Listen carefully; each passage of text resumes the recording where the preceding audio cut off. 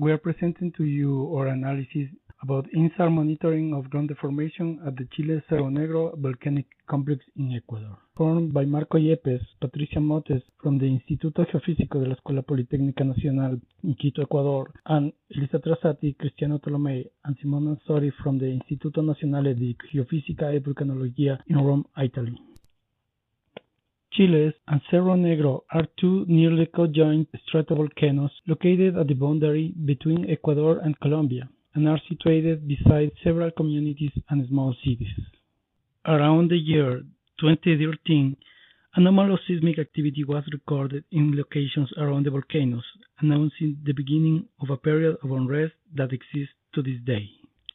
Initially, the ground deformation was retrieved using geodetic GNSS data, and later, in the last 5 years, also with interferometric synthetic aperture radar InSAR observations. Its results reveal areas around the volcanoes with ascending displacement related to probable inflationary trends and are often coherent with optics in seismicity. The formation is retrieved from the descending and ascending scenes from the ESA Sentinel-1 mission in the TopSAR acquisition mode. The most important deformation is located in the Potrerillos Basin, an old volcanic caldera that displays a continuous uplift of around 3 centimeters each year over an area of 20 square kilometers.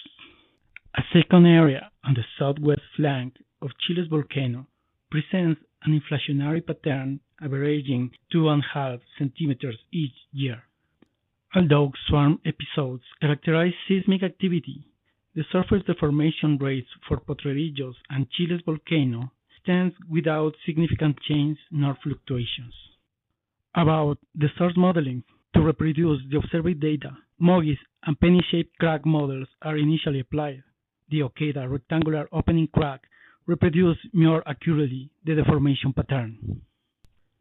2 sources was retrieved with depths of 4.2 kilometers below sea level in the Potrerillos caldera and 1.2 kilometers below sea level under the Chiles volcano. The linear inversion retrieved non-homogeneous opening distribution, revealing 2 ellipsoidal-like source geometries. The source under the Chiles volcano, with its major axis of 3,000 meters, is oriented to the northeast. The retrieved maximum opening is 6 centimeters each year, and the volume variation is near 2 million of cubic meters each year. On the other hand, the source under Potrerillos, with its major axis of almost 7,000 meters, is oriented to the southeast. The maximum opening is 15 centimeters per year, and the volume variation is 8 million of cubic meters per year. For the discussion, and according to the seismic locations report by the Servicio Geológico Colombiano, our source models fit with the 2 main focus of seismic events in depth and position. The affected area is part of an important hydrothermal system. To this day, it is not clear if this anomalous pattern is caused by the magmatic system, the hydrothermal, or both. InSAR analysis highlights the current and ongoing unrest phase in 2 main zones characterized by incremental continuous volume change, supporting the hypothesis of an ongoing charging phase. As conclusions, we have InSAR time series from Sentinel ascending and descending orbits reveals uplift at Chiles volcano and Potrerillos caldera. Both signals are positive in line of sight, indicating an inflation pattern. The major uplift is concentrated under the Potrerillos caldera, reaching 13 centimeters maximum in line of sight in 5 years. The ground velocities observed are best explained adopting 2 sources, each one with an ellipsoidal-shaped volcanic source. The maximum opening obtained from the non-homogeneous distribution is 15 centimeters per year.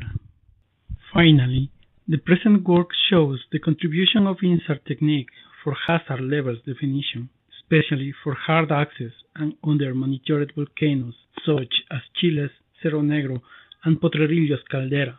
Therefore, the possible use for risk definition and mitigation. We are